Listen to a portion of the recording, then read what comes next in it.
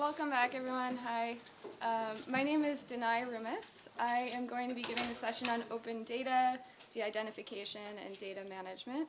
So just to place this session in the context of the roadmap, and then I'll tell you a little bit about the lens that I bring to the subject.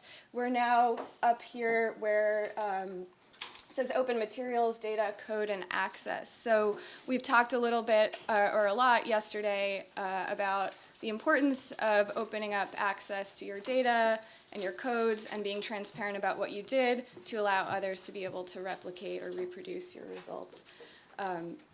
So within that topic, we're going to be talking about some of the practical issues to consider, so it's not as easy as just sending your data set out or posting it online. There are a few things to consider as you do that, as well as a need to plan early for some of the things that you'll have to deal with by the end of your study when you're actually thinking about posting your data. Okay, so a little bit about me. I work for a company called Social Impact. It's based in the Washington, D.C. area. I work on impact evaluations, and my own background is in public health, so a lot of the examples I use might come from there. And it's a little bit of a different perspective than the academic one. So we are contracted by government agencies to do impact evaluation. That means that if the government agency we're contracted by tells us you must post your data publicly, we post our data publicly. So we have a little bit of a stick, which is a little bit different than maybe building a culture among researchers of, being transparent, even though you don't necessarily have the stick side of it. You might just want to build that culture, although, of course, journals are coming around to start requiring things now. And then in addition to that, most of the data I deal with is primary data collected through surveys. So just a quick show of hands so I understand. If you primarily work with administrative data, can you just show a quick show of hands? Okay, I'll talk a little bit about administrative data. If you work primarily with primary data, like survey data, microdata. Okay, all right, good. And then who has gone through the process of de-identifying data before posting it? Okay, all right, great. So it's just a little bit about social impact. We work across sectors and mostly work with USG clients. Like I said, we do evaluations, and that's all conceptually the same as the research that you're doing. It just means that we have different requirements and different incentives to do this kind of thing. So most of our teams working on impact evaluations are required either during the impact evaluation after every data collection round or at the end of the study to be posting the data publicly, along with reports, design reports, the sampling methodology, all of that kind of stuff that you have talked about and we'll talk about here in the context of academic research. Okay, so just a quick overview of where we're going in the session. We'll talk briefly about the W questions of open data and why we even care about this, although I think you're all here, I don't need to sell you on this. And then we'll spend most of the time talking about some of the practical issues, so some of the things you need to plan early for and consider, and then a little bit more about the how-to of de-identification and sharing data sets. So just to place this in the context of open data, this is directly from the World Bank's Open Data Toolkit. If you don't know about this resource, it's a really useful set of principles and materials and guidance on opening up data. And I just bring this up to call attention to a couple of things. So at the same time that it describes the importance of opening data for transparency, it also mentions several times the need to consider the risks of doing so for personal privacy, and it balances that risk against the value of posting that data publicly. Okay, so like we said, the value of open data is really, it's the key to reproducing results, it's the key to transparency.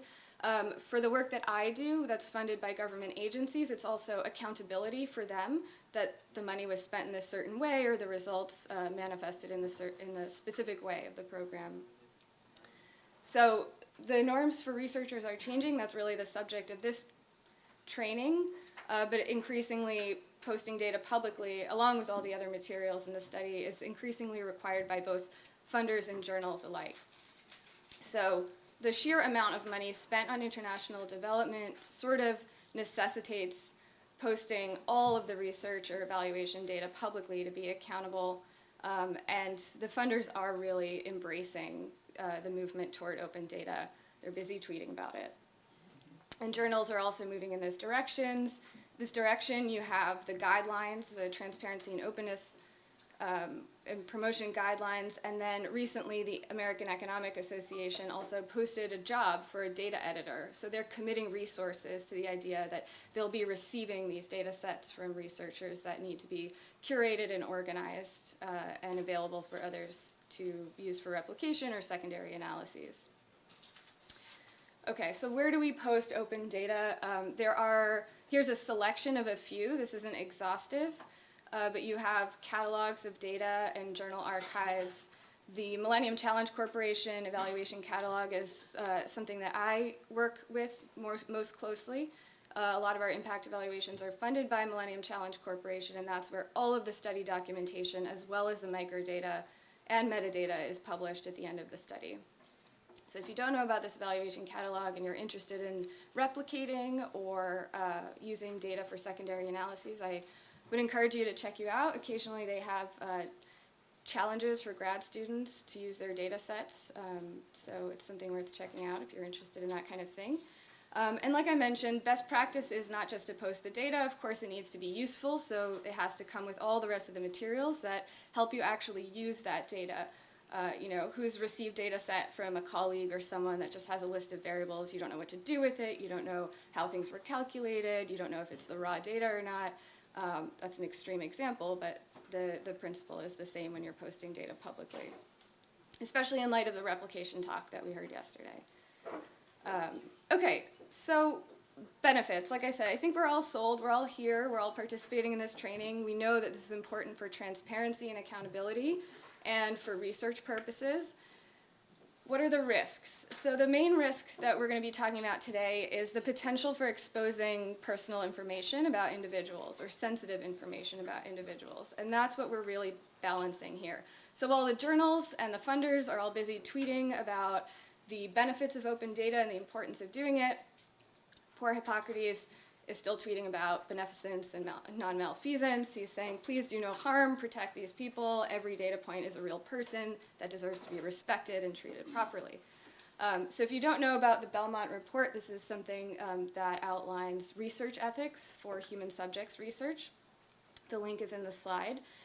And so our task is really to maximize the benefits of opening data and minimizing risks to individuals. The reason I put this as a researcher's task is because I'm going to outline a set of principles and practices you can use to think about how to do this, but I'm not going to be able to tell you what to do with your data set. You understand what's in the data, what's sensitive, what's personal information, and the context in which that research was done. All of these play into the decisions you make about de-identification. So there are best practices and principles, but it's not as formulaic as saying do the following 10 steps with every single data set. That's something that you're going to have to assess as the team or individual who knows the context best. Okay, so let's talk about this risk a little bit. I think there's sometimes an attitude of saying, well, I have nothing to hide, share my data, right? I don't care about this. And that's fine if that's you, good for you.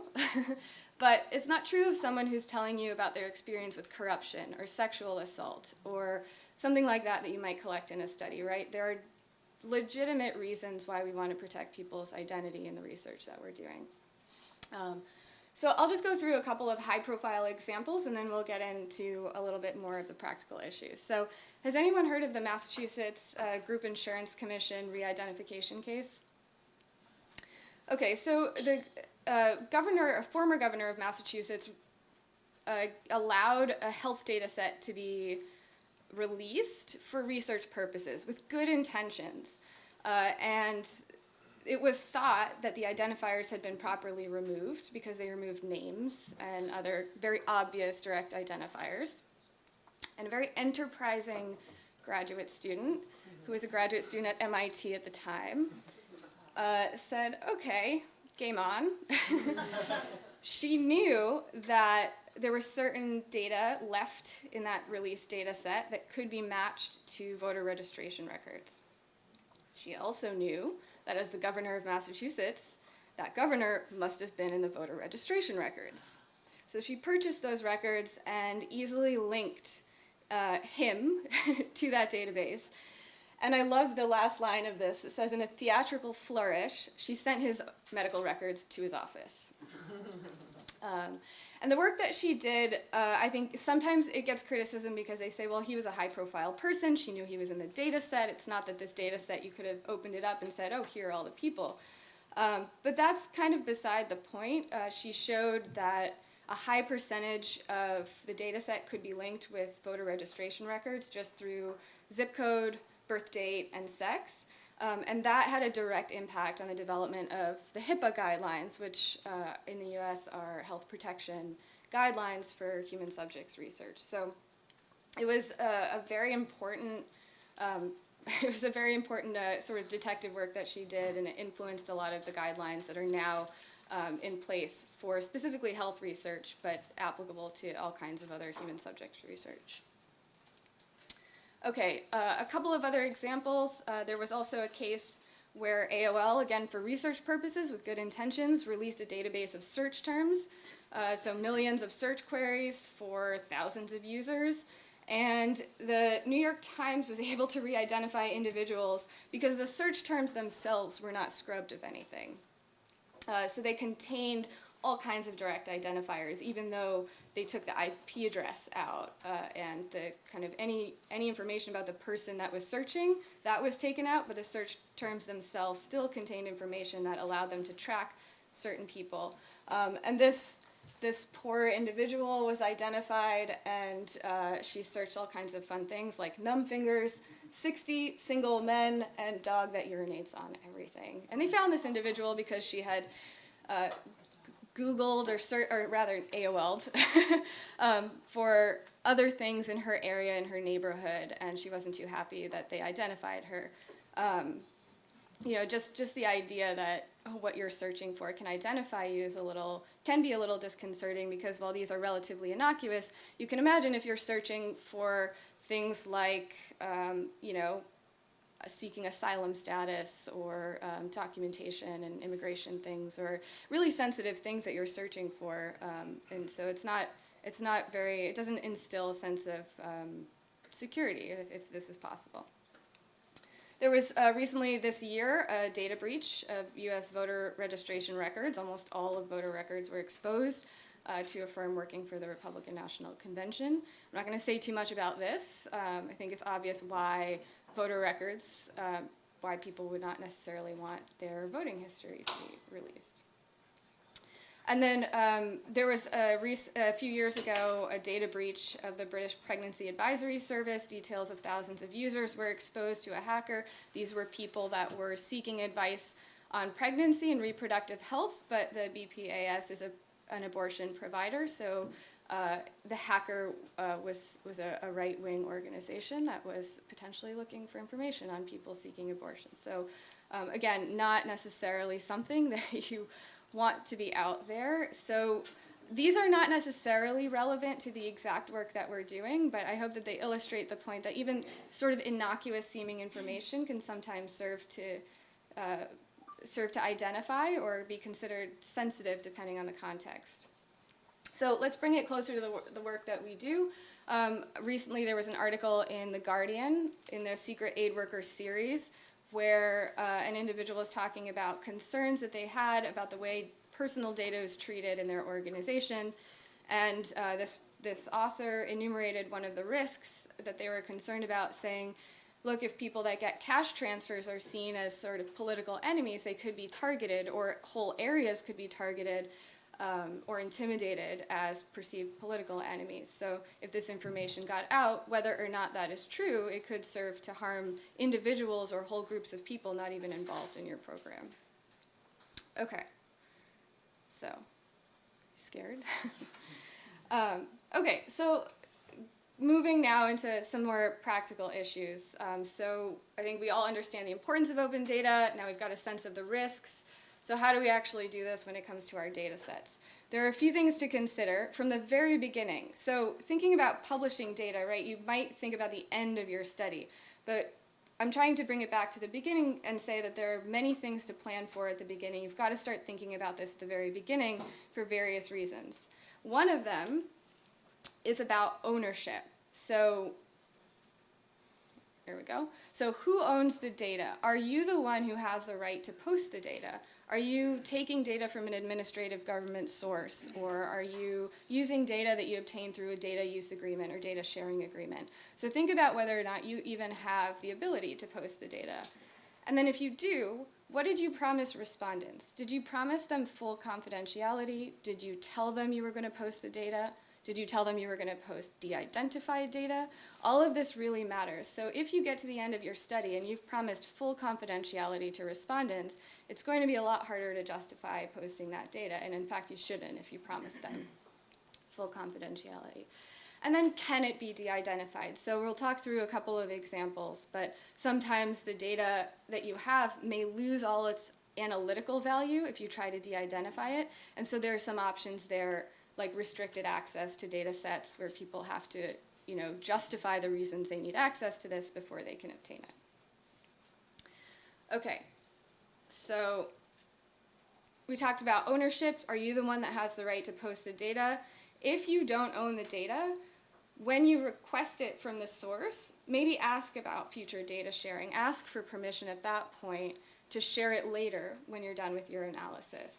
So build it into your request for the data. Like we said, build it into the informed consent as well. And if you can't share the data, if it's not yours and you don't have the right to do so, you should be posting everything else that you can, everything you've produced, everything that transparently documents which data source you used, how you got it, who actually owns it, why you can't post it. Everything else about what you've done should be posted. And for those who do work with administrative data, there's a link here with a useful resource that was recently posted by Sage. I don't primarily work with administrative data, so I can't speak too much to the details, but if you do, I encourage you to check out that resource. Okay, informed consent. So I assume that given the show of hands for the people that primarily worked with primary data, we all understand the basic requirements of informed consent. But just to recap, respondents have the right to know about how you're going to use that data, whether or not you're going to post it publicly and in what form, and who's going to have access to their raw data. So don't promise them confidentiality if it's not necessary, right? You should be specific about what you're going to do. But if there's really no reason, if you want to post de-identified data, but you've promised them that every single response they've given you will stay confidential, that of course doesn't mean you can post their data later. So if it's not necessary to promise confidentiality, don't do it. There are some cases where you might be studying really sensitive topics, and in that case, you may want to promise full confidentiality, not only because they're sensitive and you don't want to post later and expose potentially information about them, but also because it might affect the data that you're getting from them. So there are several cases that I've been involved in where even telling respondents that we may post their data later, even de-identified, would discourage them from being open with us. And a lot of times this is specific to qualitative research where you're probing a lot about specific people's experiences and getting really specific examples. So it's something to weigh. Again, this is just something that you need to plan for at the very beginning and think about. So if you are going to promise confidentiality, it should really be justified. Or rather, confidentiality for the whole data set, it should really be justified. And again, early planning is key. Okay, and there's some sample language here on the slide for informed consent that talks about future posting of data. Some of this language talks also about how long that data is going to be retained, or at some point that it would be destroyed. You don't obviously have to use these. These are examples from a specific source, but there are others. For example, funders often have specific language that they might want you to use. The concept here is the one to take where the respondents have the right to know that you'll post the data and whether or not that's going to be raw data or in de-identified form. Again, they may not agree to participate in your study if you're telling them you're going to post raw data, and that might mean the people that do agree are a specific type of people. So we're going to focus on the practical issues, but there's also that kind of methodological issue to consider. Okay, and just as a side note, there are other things that go along with this whole process that you need to plan for at the beginning. So again, who's going to access your data and how? These people should be named on your IRB application. If you're going to collaborate with other institutions, you need to plan for data sharing agreements that dictate the terms of use. And if you're sharing your data with others, you want to know whether they're going to post the data too, right? Or maybe you want to limit them from posting the data for some reason. And then lastly, I think this is something that may be a little new and is not frequently done, thinking about doing your analysis with de-identified data. So if you're changing, so we'll get into this a little bit more, the difference between removing direct identifiers and then changing data itself that might serve to identify. If you're doing the latter, consider running your analysis with de-identified data, and that way, if you post the de-identified data, anyone who replicates it will get the same result as you. Because what will happen is if you run your analysis on a data set that's identifiable, and then you manipulate that data somehow and post a manipulated data set, it already opens a possibility that replicators might be quite frustrated with that. Hopefully you care about that. And then just a couple of sort of boring but logistical and important things. When you're doing all of these things related to de-identification, you're assessing re-identification, you're putting together all your documentation, you're actually going through publishing your data. These things take time, and it should be planned for. I think depending on what your funding is like and what your timelines are like, this is a bit different. For us, we work on contracts. We have very limited budgets and limited timelines. It's important for us to plan for these things adequately. Okay, so we've already talked about de-identifying and all that kind of stuff. Let's take a step back and actually define de-identification. It's removing identifiable information from a data set so that you can't actually identify specific individuals. And there are a few alternative definitions here. I encourage you to check out the NIST resources. I think they're also posted, or rather listed in the manual. And the Future of Privacy Forum. Those are two really good resources. They have a lot of other materials there to search through. One of them is this very cool graphic showing a kind of a range of what you could do with your data from the sort of lowest levels of identifiability all the way to the highest levels of protection.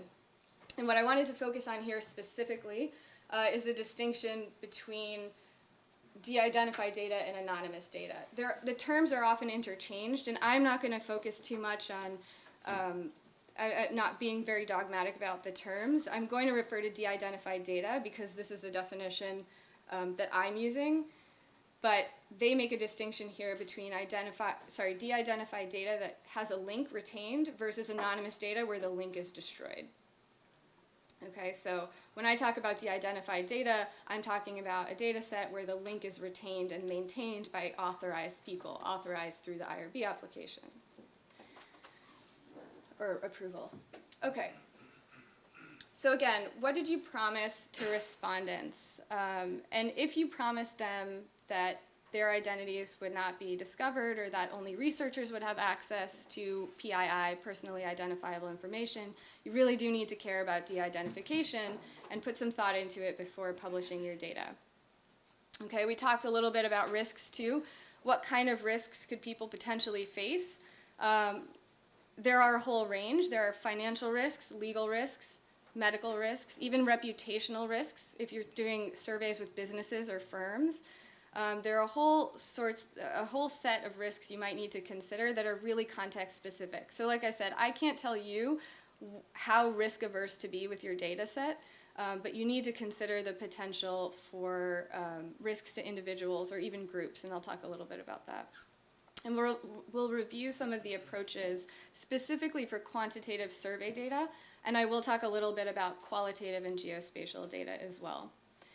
A quick note that some fields are more prescriptive than others. So like I said, I am going to show some of the best practices and some of the general techniques. If you're working with health data or you're funded by specific agencies, you do need to be familiar with certain guidelines that you might be required to follow. So HIPAA has a distinction between two ways of doing de-identification. or anonymization, expert determination versus safe harbor. Expert determination is basically handing your data set over to someone else, and then they do their magic with it and determine whether or not it's safe. The safe harbor method is a little bit, I have a slide on this a bit later, it's a long laundry list of things that you need to remove from your data set in order for it to be considered properly de-identified. Has anyone heard of K-anonymity? So this is a statistical technique, which I'm not going to get into in this presentation, which is a way of assessing the risk of re-identification based on how many other records a single record is similar to. So at the end of this process, K is like a threshold that you set of how identifiable you're comfortable with your data set being, and then let's say if it's 5, it means that any one record can be associated with 5 other records. So let's say there are 5 records with male, birth date in 1960, with a zip code 20010. So it's a statistical method. Like I said, I'm not going to talk about it too much. This is a direct product of that Massachusetts Group Insurance Commission data breach. At that time, the grad student who did it is now a professor at MIT, and she's really pioneered this approach. Part of the reason I'm not going to talk about it is that it's not required for the work that I do, and so working for a contractor, if it's not required, we probably won't do it. Okay, so there are a few different ways to think about the risk of re-identification. So the data set on its own is probably the default way that we think about this. What can you use in the data to identify individuals? But there are other ways to think about it.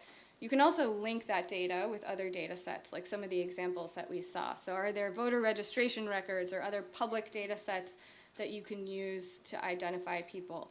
It doesn't even necessarily have to be public. It has to be something that someone who might want to re-identify has access to. So if you have a bank account number in your data set, somebody at the bank has access to that, for example, even though it might not be publicly accessible. And then you want to consider the risks to participants if the data set is re-identified. So you might not be changing some of the sensitive data that's in your data set, but if by chance that data set were to be re-identified, you want to think about what are the risks to participants if people then have access to that information. A couple of other things to think about. Inferential disclosure, this really just means a combination of variables. So maybe one variable on its own doesn't identify you, but if you combine that with another one, then that serves to identify. So in the process of thinking about identifiability and re-identification, you might want to do some cross-tabulations with your data, especially with small areas. So if you're doing a survey, let's say, of a rural area, and there are small populations and villages, if you've got one person who has a specific set of assets that's very identifiable, you can do cross-tabulations and say, on its own, maybe this particular information isn't going to identify a person, but when I combine that with the village, then I can pretty much find that individual, right? Okay. And then consider group harm as well. So this just means that there might be a potential for harm to entire groups of people, not all of which are actually participating in your research. So one example from a project that I'm working on, an urban water infrastructure evaluation, one of the things that's really of concern in an urban water network is non-revenue water, and part of that is water theft. So if you're asking about water theft in a survey, you don't want that information to be linkable with people, because if, let's say, the utility has an interest in reducing water theft, it may not be the individuals that they target, it may be the area, it may be the neighborhood, right? And one thing too, I mean, when you're thinking about re-identification, you're kind of putting yourself in a headspace of saying, who's motivated to take this and do something nefarious with it? It's a little bit of a strange headspace to be in, to think, what are these people's worst intentions? But that's your obligation to the research participants. You have to protect them from any potential harm. And in the case of group harm, it's not just the research participants. Okay, and then a last note on this idea of assessing risk and intruders.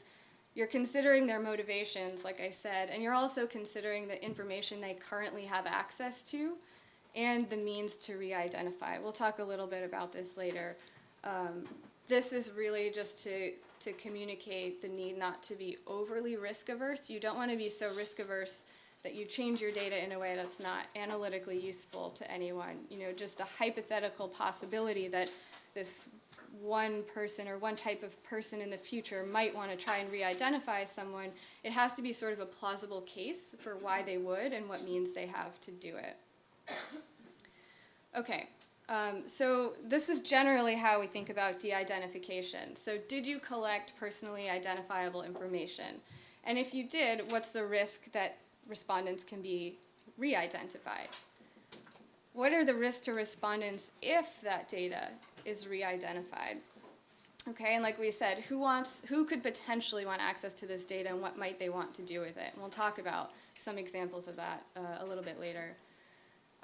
So our task, again, is to think about measures that can be taken to reduce the risk of re-identification. And then, as I mentioned, for the purposes of research transparency, how has that affected the usefulness of this data to others? Okay, so when you're posting the data, there are approaches you can take, like transparency statements and other documentation to say, the data I've posted is different from the data I've reported on in the following ways. The reasons that I've suppressed some of this data are the following. And then if you feel comfortable with, giving information on how to access restricted access data sets with the original data that was analyzed. Okay, so the general procedure then is to identify risks for re-identification, apply de-identification measures, and then best practice would be to examine the data again, test it. So this might just mean you doing it, or it could mean handing your data set over to someone else and say, if you know that such and such is in the data set, can you find them from what I did?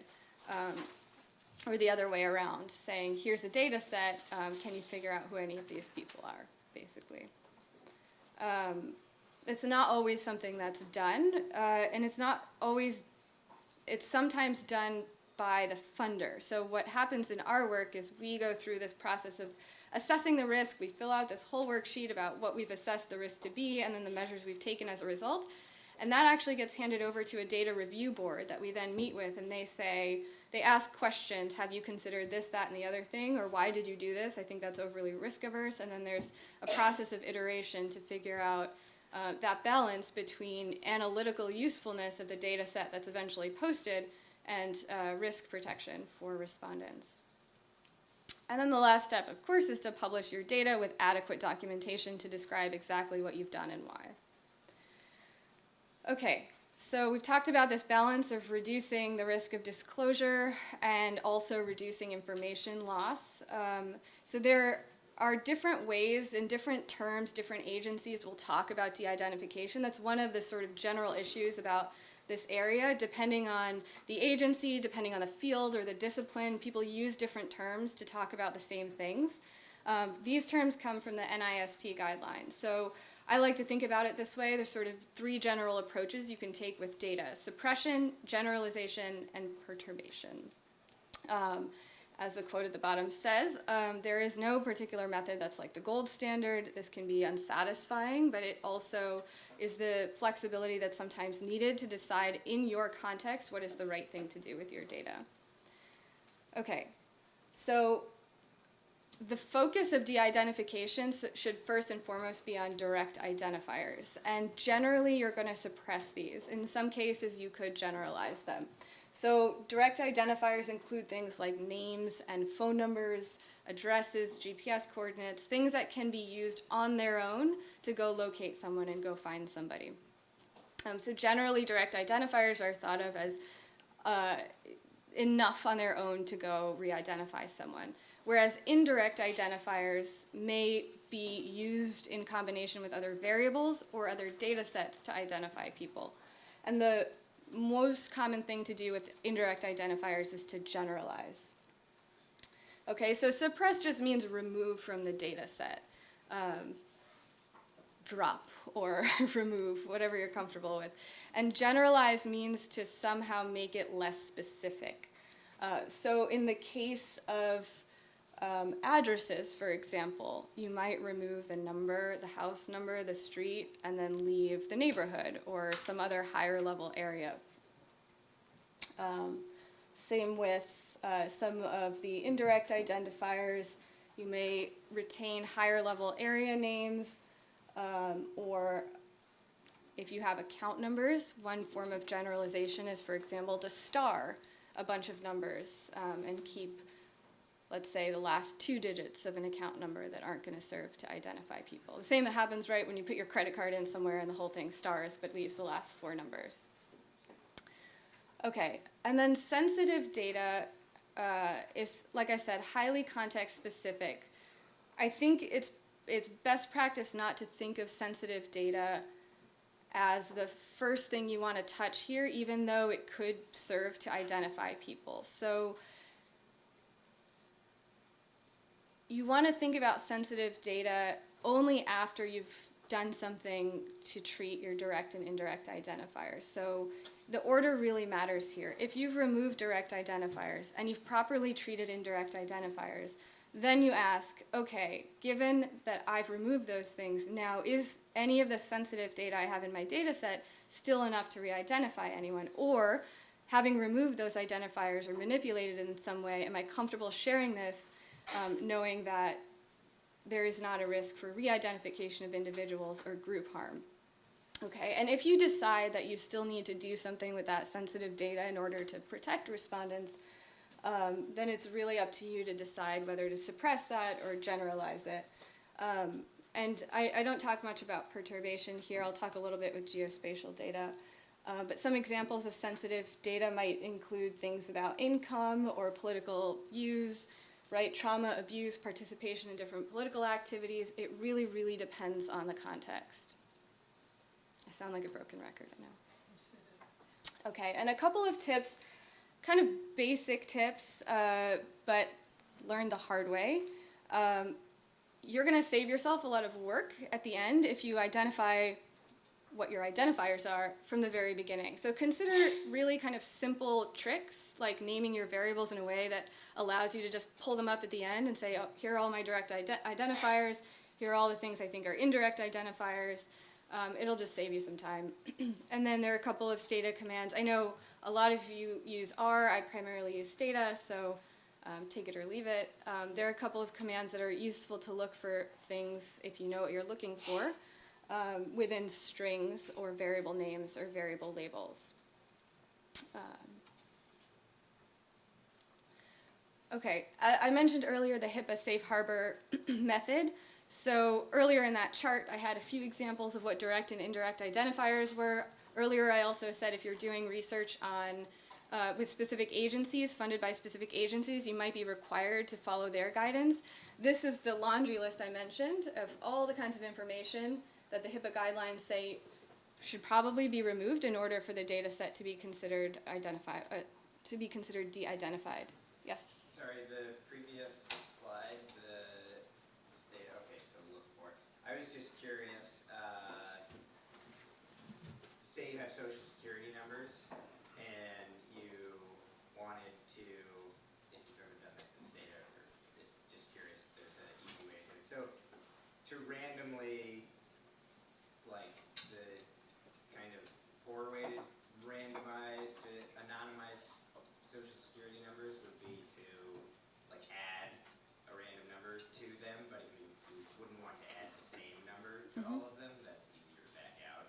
So then to just randomly switch the social security numbers, or to randomly like to add, so you could randomly add a given integer to each social security number, but then you would want to make sure that you wouldn't accidentally repeat and give someone the same new identifier. So is there an easy algorithm to, in stata or R, anonymize like a numerical identifier like that? Yeah, so I guess my first question would be, why not remove it and give everyone a 1 to 20,000 kind of ID?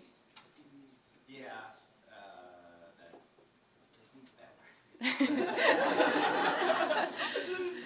I mean, mean, if there was some reason you needed it in there, you can keep the key. So I think, I'm not sure why you'd Yeah, I don't keep know why social security, but that might be just an extreme example because it's such a sensitive piece of information. But for things like account numbers, I think that approach makes sense. And yeah, I don't have an example of it on the slides, but you could certainly write a loop to create a new random number and add it to every kind of ID in there. Okay. At one point I had some reason that like you would actually want it to be a 9-digit number or something, but still like yeah, sure, just count off like 1 to, and I can't think of a reason right now why that isn't fine. So, okay, never mind. Cool. Easy question. Okay. Okay, yeah, so again, just be familiar with your funders' requirements and the kind of things that they care about and want you to remove.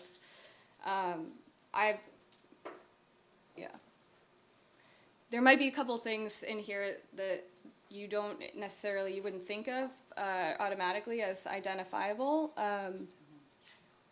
For example, IP addresses or, let's see, URLs, fax numbers, if you still use a fax machine, or biometric identifiers. So biometric you would think of as identifiable, but maybe not. For example, if you're doing a health study of stunting and you're taking anthropometric measurements, right? Those also count as identifiable, even if you remove names. So there are things to think about, especially if you're doing health research.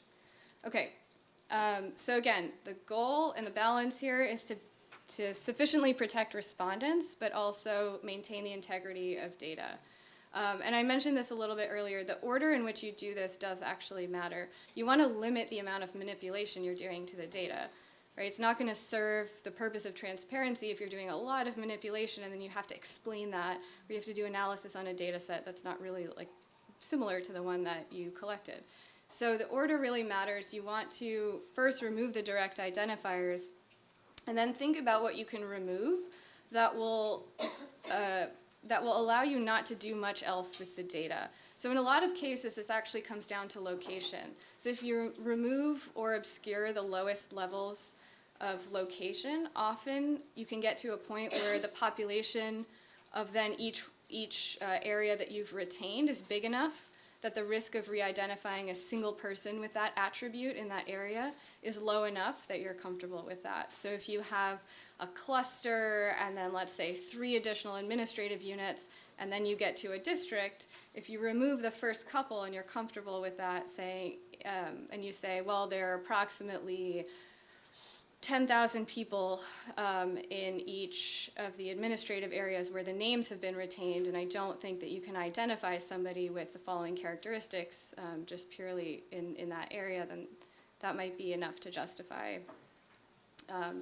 One thing which somebody actually raised the last time I gave this presentation was, okay, but I want to know all the research that's getting done in this specific area. There's respondent fatigue, or there are chances to collaborate, or various reasons why you might want to know all the research that's being done in a certain area. And if you remove those locations, you kind of remove the potential to look at overlap of research in a single area, or even combine data sets, right? Someone did an agriculture study and a health study all in the same area, and it would be really cool potentially to combine those data sets. Which is a really valid point. And so my response to that would be that the data sets with very specific location information can or should be restricted access, and that researcher who's interested in looking at that kind of overlap would have to do the work to request the restricted access data sets. Obviously, that goes 2 ways. The people maintaining that data have to make the restricted access data available. So I don't think that problem has been fully addressed necessarily in the way that we have our carrots and sticks for this kind of thing yet, but it is something to consider. Yep. Yeah, on that subject, I don't think that we should like give access to restricted like variables. Like imagine that you have some identifier somehow that may link like that may uncover whatever thing you anonymize or the identified. So normally in IRB applications, you do not say that you will like give access to people to like those type of informations. It's not even required. So I mean, it's even somehow it's the opposite. They require you not to do so. So if you are saying in the consent form that you will be protecting the subjects, there's no way, I mean, somebody's going to get information about this type of information like the village name or something like that. There's like no way. Even though we want to be transparent, I mean, this is like a sort of trade-off. Because if you want to get accurate information, there's no way you'll be telling people later on, I may be giving these pieces of information to some researchers for the sake of research. So, like, I mean, to me, there are some type of information that there's no way you'd be giving to people. Yeah, so even though they are not like supposed to be sensitive as health records, but the simple fact that these may be used somehow to identify people can be sufficient enough to not I mean. yeah. Yeah, so so the point is just, you know, can you actually do restricted access if your informed consent hasn't actually accounted for that? And it's a good point. It's a trade-off that you have to make. You can't eventually do something you didn't tell the respondents you were going to do. There are some cases where respondents have been re-consented for things. There are some researchers who say you could give another confidentiality agreement to them after you collect data rather than as part of the consent form to allow or to ask for the release of certain information after the fact. But that would be the only way to then do something different from your informed consent. Is that like ethically like correct? Like you took information from me, I mean first by saying, well, I want to disclose this type of information. There's no way people will be linking you to the data I'm collecting. And then later on, you just got back to the person and said, well, do you see any problem? Do you mind like giving consent that I share this database with some other people that were not mentioned before collecting the data? This is like type of like, I don't see it as really ethical. Because like you're putting some pressure like that. They say, well, yeah, you can do it, even though they would say no before collecting the data. I mean. Yeah, so I mean, it's a good point, and the trade-off really is in what you promise them, what they're allowing you to do, and it doesn't mean that the restricted access data set is the absolute raw data with all their names and all that kind of thing. It can still be a version of the data set that is de-identified to a lesser degree. So I'm certainly not advocating for doing something or circumventing the IRB promise through a restricted access process. That has to be taken into account in your IRB application and your consent form. So yeah, I just, thanks for asking that. I'm definitely not advocating circumventing anything that you promised the respondents. It all has to be there. It is the trade-off you make.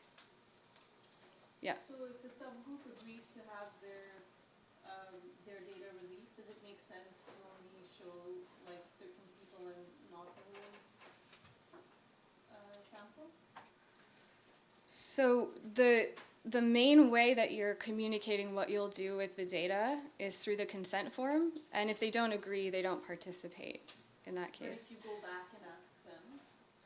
Yeah, so the specific case I'm talking about going back is, it's one specific, I actually don't know a lot of examples in which it's been applied, but there, for example, if you do qualitative research or focus group discussions, you have a consent form. It says what you're going to be doing with the data, but say you get a particularly great quote that you want to use, and say you want to attribute it. Then you might go to that individual and say, hey, you know, this was the consent form. Are you comfortable with me sharing this photo or this quote and attributing it to you? And then they sign a release form, right? So it's not like a wholesale undoing of the promise that you made with the IRB. It's just a sort of case-specific, a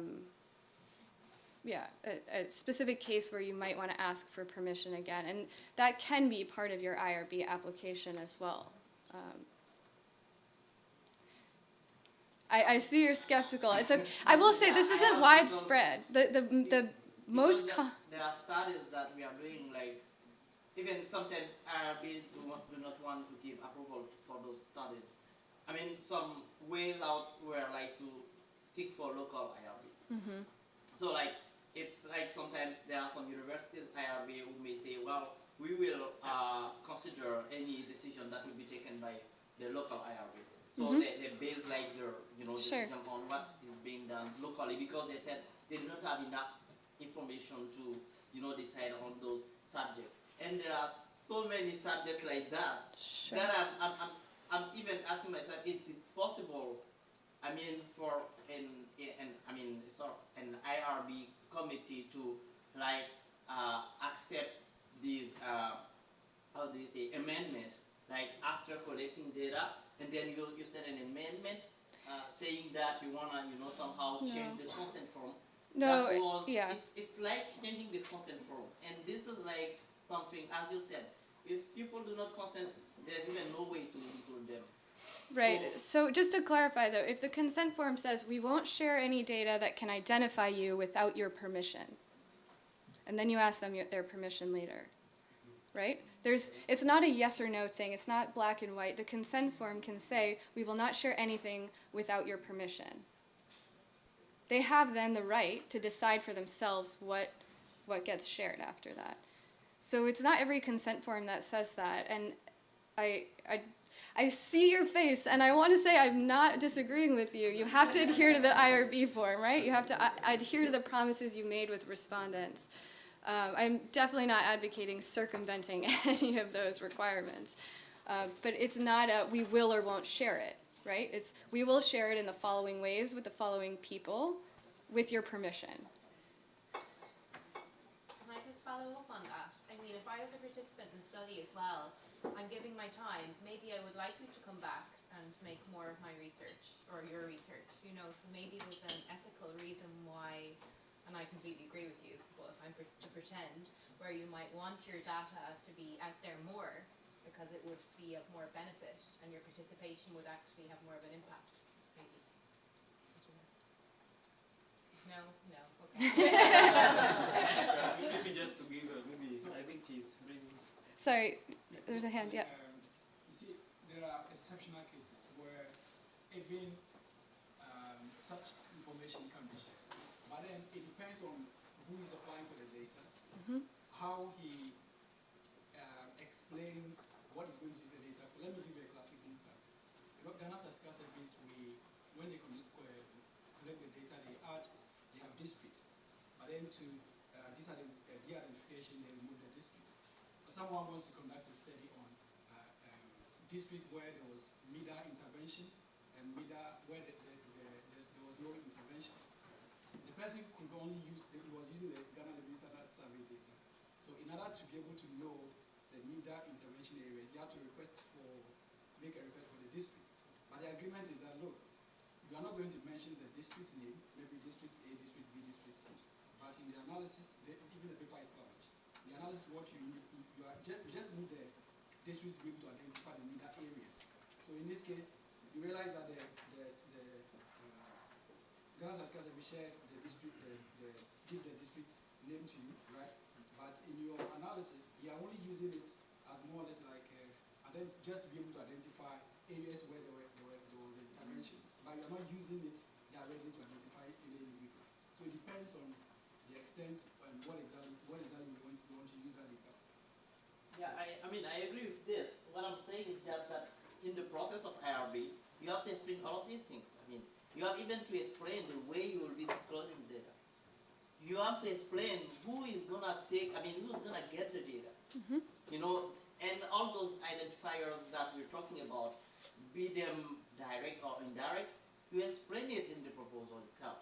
So this is where I'm like skeptical. Like, you explain clearly, the way you will be doing things. You said, well, there will be no way for participant individuals to be identified with That's data actually not a promise you can make. with data that will be published. Okay?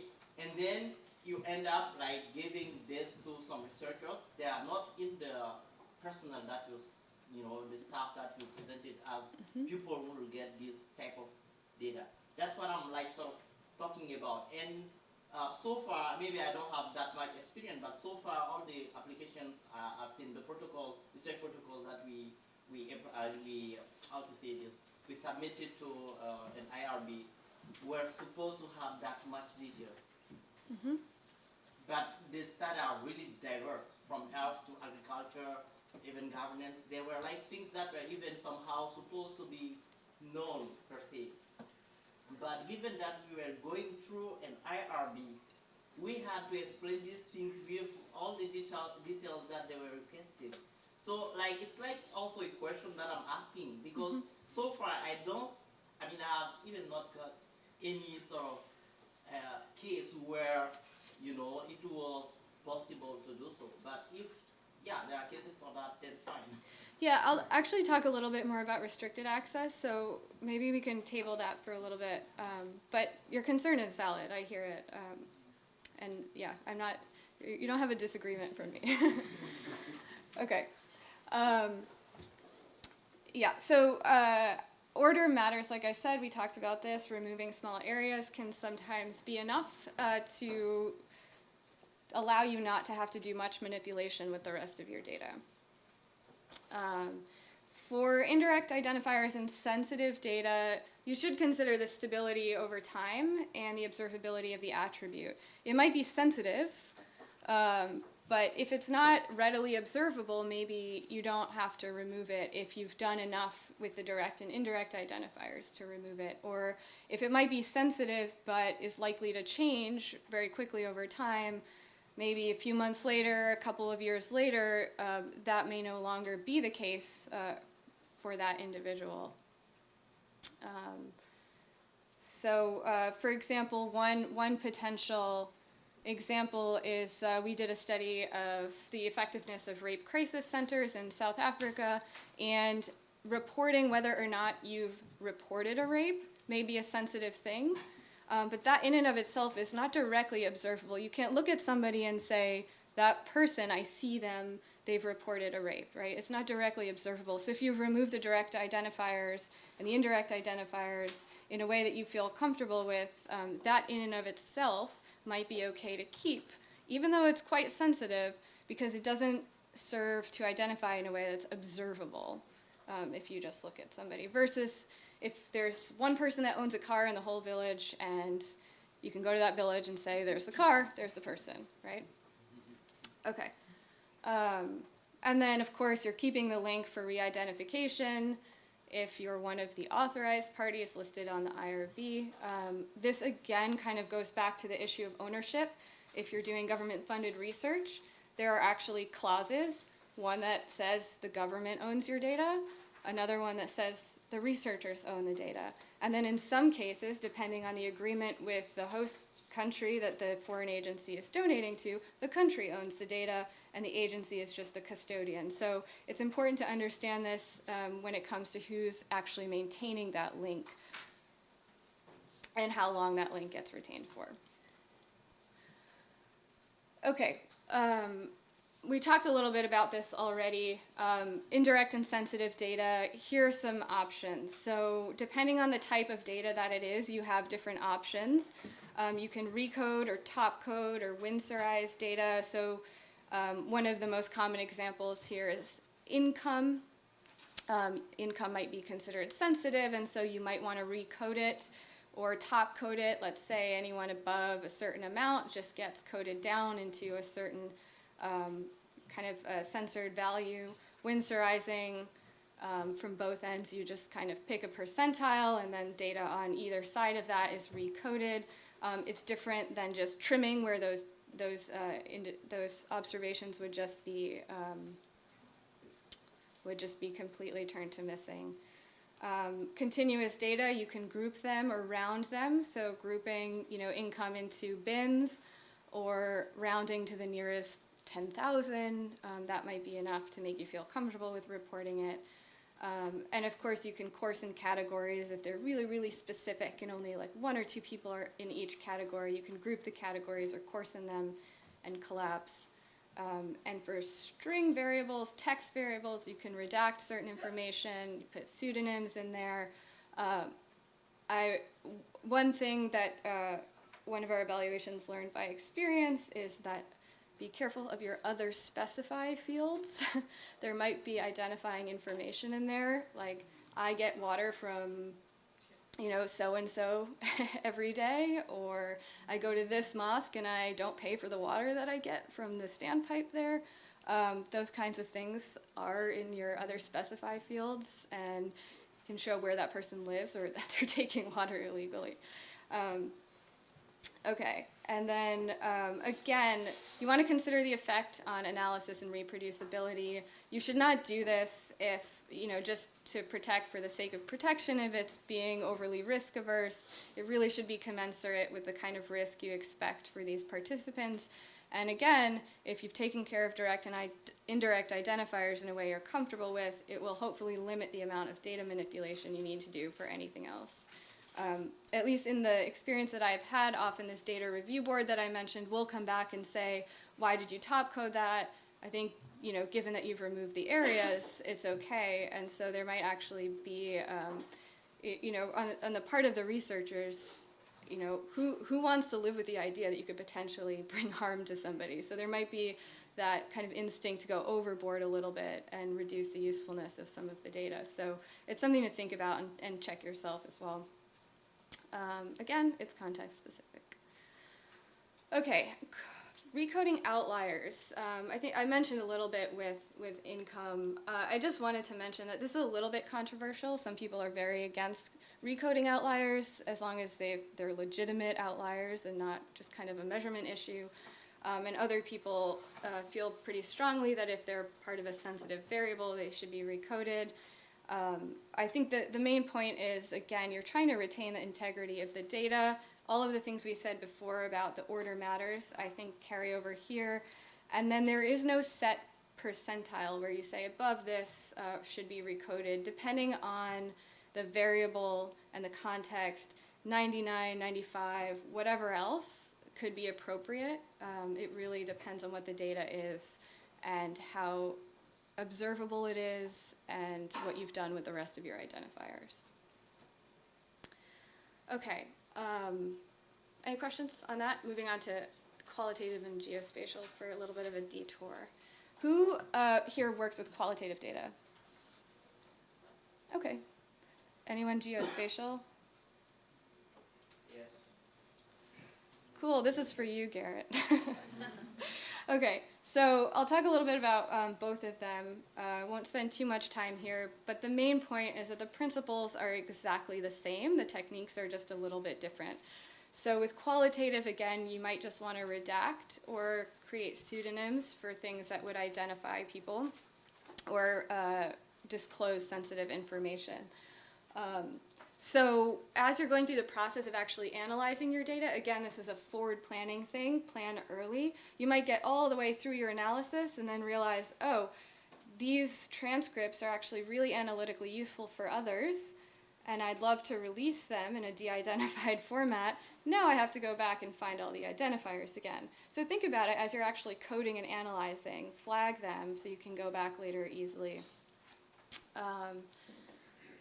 And then keep a de-identification log. I'll show an example of that. So whereas you have these do files and you know, analogous kind of documentation for other softwares, that's not always the case with qualitative. So you want to create an analog for that by keeping a log of what you're doing to the data. And then a quick note on this idea of analytical usefulness, it really, really, really depends on what you're doing. So if you are doing focus groups that are meant to be representative of a larger population, similar to the way a survey is supposed to be representative of a larger population, those might be analytically useful for people. But if you are just doing, let's say, key informant interviews of a set of 5 stakeholders who are the only ones that hold those specific positions in a country, who are just answering questions about whether the intervention was implemented effectively, there may be a case there that that's not necessarily collected for research purposes, or that that's not human subjects research. It's not meant to be generalizable to anybody else. So there may be a case that that's useful to release, but I have seen cases where researchers have successfully argued they don't want to release that. An example is an evaluation we were doing in Central America on public financial management. Some of the key informant interviews are some of the only people in the country working on contracts and vendors and corruption in the country. So these, small handful of people are giving some really sensitive information or information that they feel could potentially hurt them professionally if it were released or if their identity were connected to it. And because it's for the specific purpose of that evaluation and not meant to be generalized elsewhere, then the case was made successfully that those transcripts would be withheld from public posting. It is a little bit of a gray area. I think if you were someone who researches similar topics, you actually might feel that those were analytically useful for you, or you might feel they were generalizable in some way. So again, but if the researcher decides, like, look, I might really hurt these people's careers or expose them for something, if they're naming firms or saying, I saw my colleague do this, that, or the other thing, they feel that it's sensitive enough to keep and withhold those transcripts. Okay. There it is. Okay, and I'll talk about the other two in a second. So here's an example from the UK Information Commissioner's Office of an original and anonymized qualitative transcript with pseudonyms put in there. So the source that I've linked here, it's a really great resource. It's an anonymization code of practice. Again, I think what they're saying here is de-identification, the way that I've been using it. But again, I think some different agencies interchange the terms. And then here's an example of a log where it says the page number of the transcript, what was there, and what it was changed to. And that, of course, is not released. That's the thing that you keep. Okay. For geospatial data, there is really no consensus, as the quote up here says, but this paper, which is linked in the slide as well, is a really great resource for at least covering what's out there, what people have considered, what you might consider, and a couple of the techniques used to do that. So the main two categories are aggregating and masking data. And aggregating is just, again, making it less specific. So did you collect point data, let's say, to represent a larger area? In that case, you can, let's say, take the average of those points and represent it in a polygon instead of those individual GPS points that might be households. And then you can decide if that provides adequate protection depending on how large or small that area is, similar to the discussion earlier on small areas versus larger administrative areas. And then masking is just moving around points in a systematic or random way that you tell the system to do based on some of your, I'll show a picture of this, but based on how far you want it to be from the original point or some constraints that you set. Often this is referred to as jittering or dithering. And again, same thing. What's the analytical value? Have you protected the risk adequately? Sometimes the spatial pattern is actually very important. If you're measuring points along a water distribution network and the water quality you've measured at that point needs to be at that point, then it's not really of much use moving that around a little bit. So it's up to you to decide, again, what is really the analytical value and if that data needs to be restricted access or not. Okay, so here's an example of aggregation where you're just taking point data and you're averaging it to a larger area. One kind of issue that some people have with this approach is the same kind of issue for anyone familiar with the map of the U.S. Electoral College. Some states that have low populations look very big. So tile maps are a way that sometimes people use to solve this problem, where every unit gets made into the same size and then it's colored appropriately. So if you're worried about that kind of thing and the way that aggregation might then distort the representation of the data, you could consider a tile map.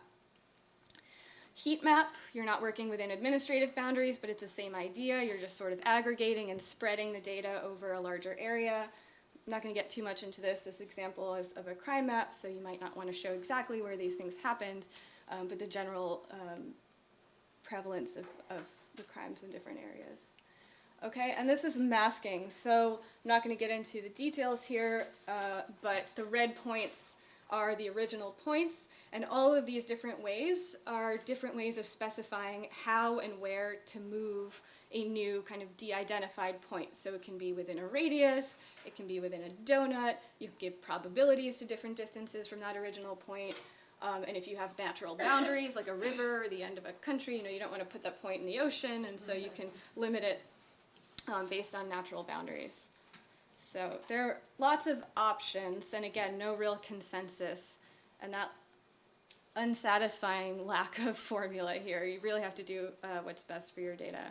And then media, just consider what you're collecting.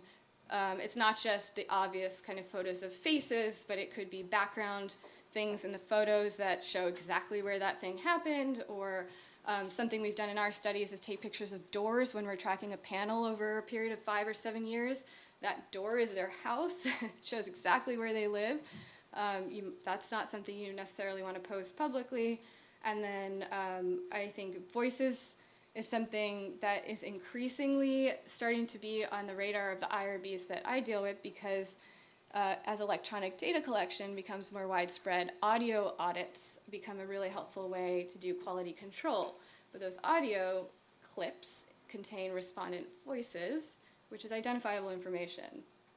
So those things are usually collected for quality control and not considered data and posted anyway, but it means that people have to be consented even for the possibility of audio recording.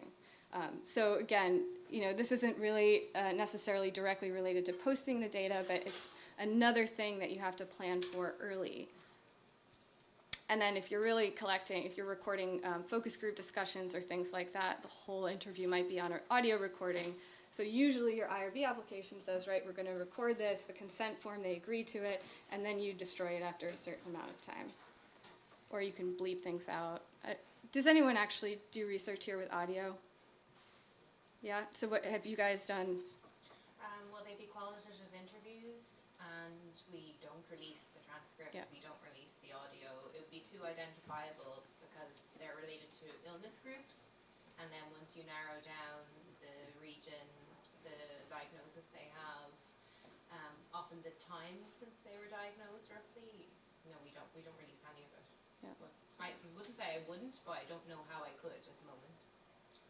Actually, there's a research that we are currently doing back home, whereby it's mandatory for us to record the interview. So what we actually do after that is we transcribe. So, but we don't actually use the audio. You destroy them after the transcription? We archive them. Yeah, we retain them. Yeah. One approach I think I've heard a couple of people talk about before is like off-the-record recording. They're about to say something they don't want somebody to hear. They can just ask the audio recording to be shut off, and it's transcribed. It's still in the notes, but the audio recording itself doesn't contain it. Something that I think is a limitation to audio. When you're recording, maybe it's a conversation we're having, and then I just put maybe like this one, and then the recorder. So sometimes the responses are very, very limited. So you ask him or her a question, and then he just says yes or no. But the moment you turn off that recorder, now the conversation becomes more free. And that's a question I wanted maybe to pose to you. So the information that you get after you switch off the recorder, so do you go ahead and use it? It might even be more informative for your studies than even what you have recorded. It's a good point. So the question is, do you use data that they don't agree to actually have on the recorder, don't feel comfortable on the audio recording actually expressing? So yeah, most of the time I've seen the audio recording is an assistance tool to help you transcribe. It's not actually data that is, it's not at least considered data by default. I think it depends on what you told them, right? If they agreed to whatever they say be used as research, then yeah, you use that data. But if they're telling you, I'm about to say something and I don't want it to be part of your research, or if they have the presence of mind to say that before they start talking, then you have to respect their wishes and not use that. But generally, The audio is a tool to help you transcribe, and it's not actually the thing, it's not the source of truth. The source of truth are the notes that you're taking in a setting like a focus group discussion. So I'd say generally, yes, if they're agreed to participate in this setting and they're sitting there talking about the research, and they're not comfortable with the audio recording, but they're still comfortable with you taking notes on it, then sure, you can use it.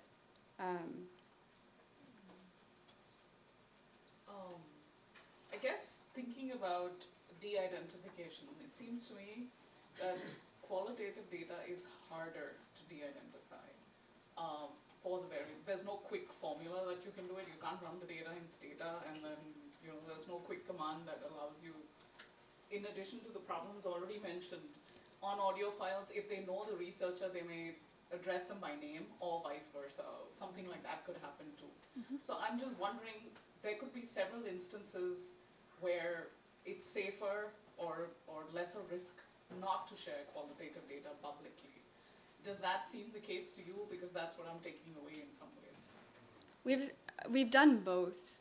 There are times we've redacted things or put pseudonyms in and felt comfortable releasing them, and other times where, like I said, in that corruption study, for example, and another one I can think of, we've argued that if we're talking to 3 CEOs, let's say, they're the only CEOs in the country, even by virtue of talking about the company, if each of them own a different kind of company, right, and they're talking about the products that they're producing, it's really hard to de-identify that. The entire discussion is identifiable. So it really depends on the context, versus if you're doing 20 focus groups, all with women who carry water in rural areas, they're all kind of talking about the same thing, and you just take out names and locations, and then who knows where each one of them might be from, right? So it depends on the context.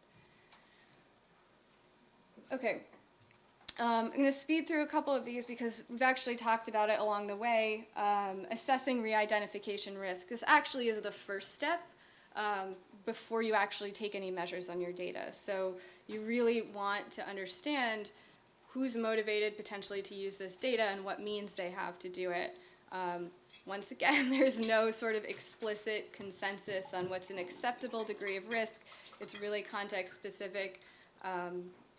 But you at least should go through a systematic way of assessing that risk. So listing out potential intruders, as they're called, and what means they might have to do it. There's no way as researchers we can anticipate all future risks, right? But we can do the best we can to say,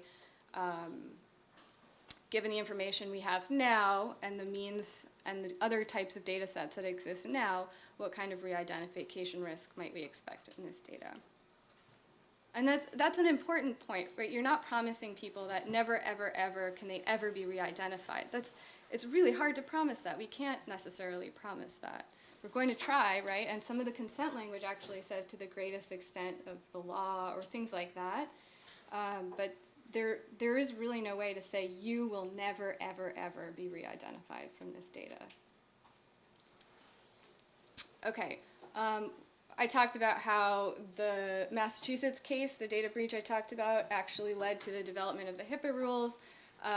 The re-identification assessment that she did in this case was to actually put a percentage value on how many of the individuals could actually be linked with that voter registration database using those 3 data fields that I talked about, zip code, birth date, and sex. So if you actually do have another data set available to you, and you can put a percentage value on it, great, but you're probably in the minority of researchers actually having access to those kinds of things. Okay, so again, think about the potential intruders and the potential links. You want to think about rare variable combinations and this idea of a nosy neighbor, which is kind of the same as a backward re-identification, where if you know someone's in that data, and you have a little bit of information about them, then maybe you can go in there and find them, right? It's different than opening it up from knowing nothing and saying, can I find any of these people? And the HIPAA guidelines actually list 3 conditions to think about the risk, which are just the same thing said in a different way. So think about unique or distinguishing characteristics, data sources it could be linked to, and mechanisms to relate your data set with other data sets. I talked a little bit about intruder tests, and this is really just fact-checking what you've done, giving it to somebody else, maybe on your own team who's very familiar with the data set, to try and see if you've properly de-identified, or you can do it yourself. There are two methods that HIPAA outlines. I mentioned the safe harbor and then this expert determination. There's a similar procedure that is recommended for external testing of de-identification, but in my experience it's very, very rare or rarely required. It may just be in the cases of very specific health studies where that's required. And I linked to a couple of code of practices, again, from the Information Commissioner's Office in the UK, which are really, really helpful. Provide some case studies and examples at the end. I'd highly recommend you go check those out. Again, this says exactly the same thing in a different way, and the only reason I put all of these things up there that say the same thing in many different ways is just to illustrate that point that there aren't these kind of sources that everybody is using. Everyone's using their own terms, everyone's trying to say the same thing and they're saying it in different ways, so really understand who your funder is, what they're looking for, what they're asking you to do. There may not be consensus on exactly what to do and what the formulas are, but I think a lot of agencies are coming around to say the same things, just in very different ways.